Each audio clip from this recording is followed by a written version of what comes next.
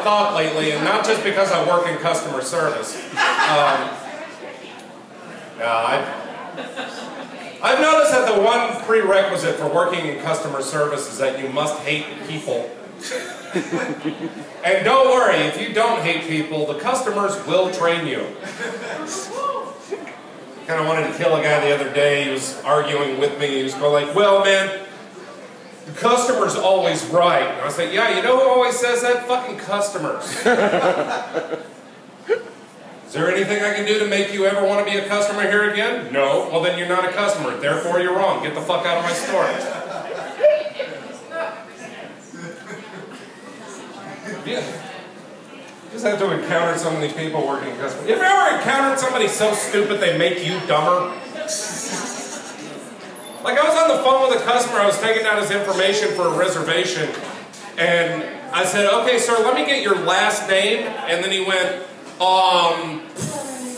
Smith? He asked it like a question, like I was supposed to know. And here's how it affected me. I shot back with, okay, Mr. Smith, how do you spell that? Really? When I say I've been thinking about death a lot here lately, here's what happened. My wife and I just had a baby about 3 weeks ago. This week we had to have a meeting with a lawyer to put together a living will, which is kind of the worst reverse game of never have I ever.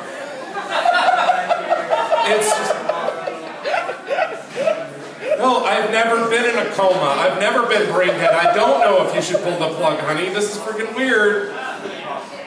It's like I don't have to go through all of these questions. I know exactly how I'm going to die. I am a comedian who lives in a concealed carry state. I'm going to smart off to the wrong guy and he's going to just fucking shoot me. I know that's what's going to happen. The odds are great for that.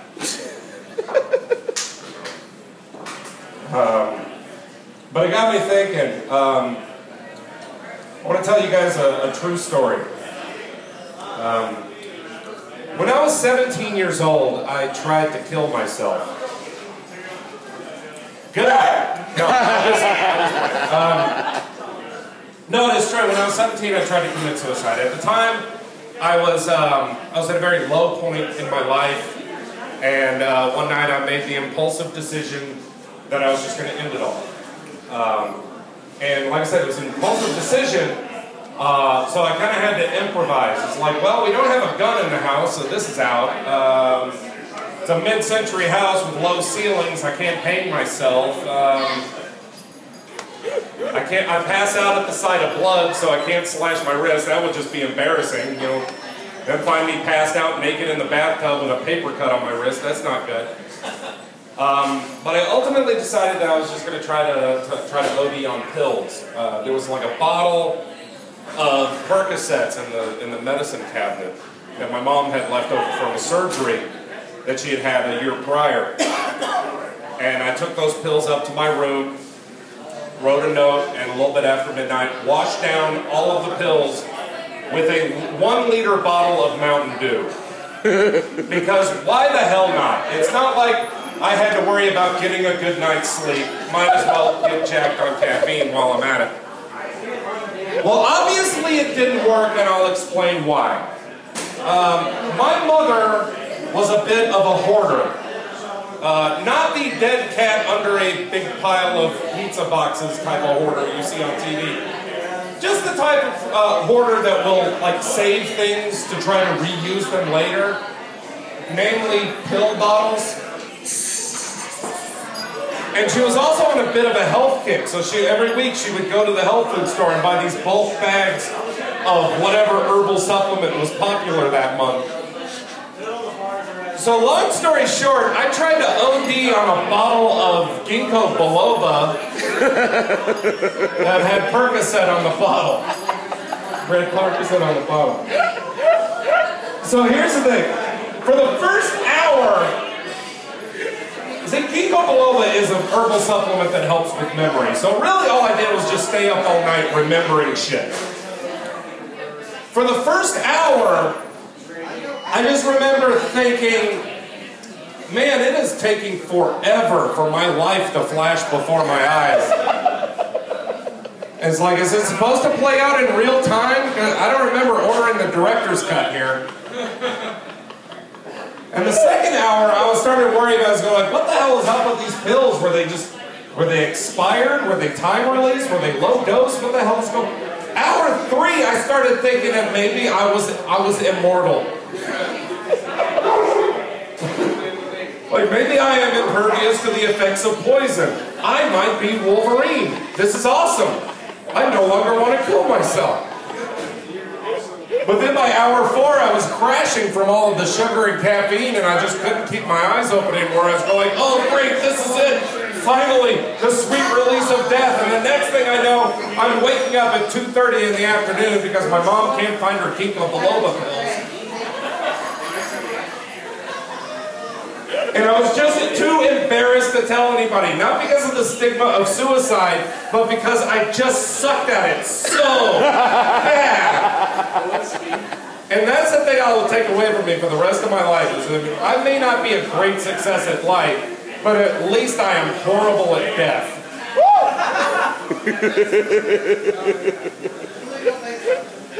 I just wish I could find that old suicide note just so I could go through it for all of the grammatical errors, because I know I wasn't the smartest kid when I was 17.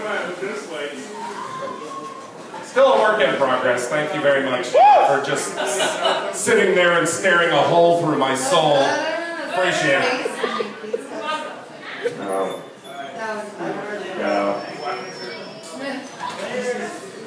I just recently turned 39, which I'm starting to see some of the warning signs that I'm getting older. Like, I recently had to untag myself from a picture on Facebook because it was a profile shot, and I noticed that this thing was happening right here. I'm starting to get that little turkey gizzard neck waddle thing. Like, you guys are lucky I didn't wear a scarf here tonight. I'm a little self-conscious about it. But a few weeks ago, like, I went to go get a haircut, and when the chick was done cutting my hair, she gave me a mirror to check out the back, and that's when I was noticing that this shit was going on back here. Like, that's not a good look for me. I didn't go into Supercut saying, hey, make the back of my head look like a cat's ass, please. And look, if this was just a regular bald spot with no hair, I'd be able to live with that. But this still requires care. Every day I have to mix sunscreen with my hair gel and just apply it to my head like I'm petting a dying dog. It's just like, oh God, it'll be okay, buddy. It'll be okay. And I know 39 is not old, but I'm just saying it's a weird age. It's like I'm young enough to not know what life still has in store for me. But I'm old enough to know exactly where things went horribly wrong in my life. Like, I can narrow it down to the exact second it happened. It was April 22nd, 1997, 7:32 p.m. That is the moment that I received my degree in fine arts. You don't fuck up much more than that in life, man. It's like I might as well have just majored in waiting tables. That's how good that career has worked for me.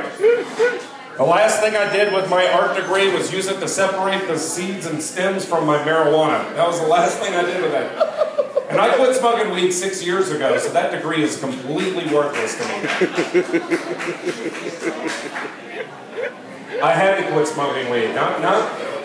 It was mostly because I was trying to find a job, and I wanted to be able to pass a drug test without having to pull an all-nighter the night before, you know, studying for it. Okay, don't look at me like I'm the only one who's ever had to pull an all-nighter with a gallon of water. Don't judge me.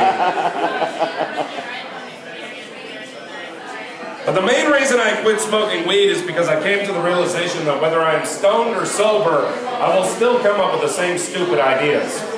It's just now that I'm sober, I can determine if they're bad ideas. Like, I'll give you an example. Now that I'm sober, I know you should never melt cheddar cheese on top of Oreo cookies. But if I was stoned right now, I'd be going, oh, hell yeah, not Oreos, man. That's what I'm talking about. Hell yeah. I don't know why Nabisco keeps rejecting that recipe, man. But I still hang out with all my stoner friends, and because it's a mutually beneficial relationship now. It's like, I don't smoke weed, they get super high, they see how high I'm not, and it makes them realize how high they are, and we all just can't stop laughing. It is amazing. But I was over at a friend's house. One of my stoner friends was over at his house. He was showing me his new walk-in hookah. It was really, he just put a chimenea in the shower. That's all it was. But there was something that I saw at his place that just threw me for a loop. On his coffee table was a day planner. What the hell does a stoner need with a day planner? When is a scheduling conflict ever going to come up with this guy? I can't imagine a single scenario where he's going to be going, no, tomorrow's no good, man. It's all right here, man. Wake, bake, Halo, Robotech Marathon, and I hit the CC's Pizza Buffet. Because I don't care what the commercials say. CC's Pizza is all about stoners, man. That's all it is, man. I know in the commercials they try to say it's good family fun. No, it's for fucking stoners. Every time you walk in with CC's Pizza, you're going like, what, did a widespread panic come through blood out? I mean, why else would you put macaroni and cheese on a pizza, for Christ's sake?